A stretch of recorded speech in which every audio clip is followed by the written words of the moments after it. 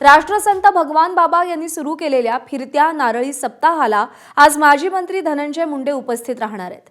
भाजपचे आमदार सुरेश धस यांच्या मतदारसंघामध्ये हा नारळी सप्ताह होतोय आणि या सप्ताहासाठी सुरेश धस बीडच्या शिरूरमध्ये येऊन गेलेत।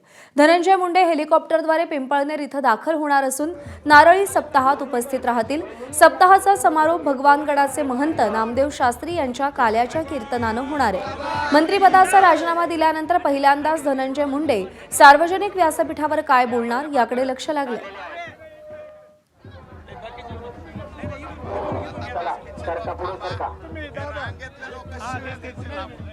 त्यामुळे नारळी सप्ताहाचं व्यासपीठ जरी आध्यात्मिक असलं तरी त्या भोवतीचं वलय मात्र राजकीय आहे, कारण का धनंजय मुंडे आज या सप्ताहामध्ये सहभागी होणार आहेत।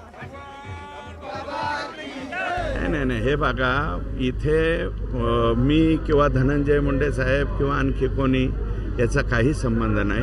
भगवान बाबांच्या चरणी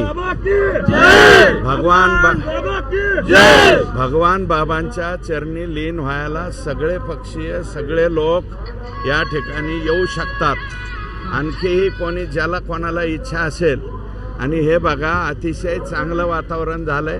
दोन्ही गडाचे सप्ते इथं होते। दोन्ही गडाचे सप्ते आजूबाजूचे सगळ्या दोन्ही गडाच्या कार्यक्रमाला जात आहेत। पिंपळनेरवाल्यांनी राक्षस भुवनकरांना पंगत दिली आणि राक्षस भुवनकरांनी पिंपळनेरकरांना या ठिकाणी पंगत दिलेली आहे। एबीपी माझा, उघडा डोळे बघा नीट।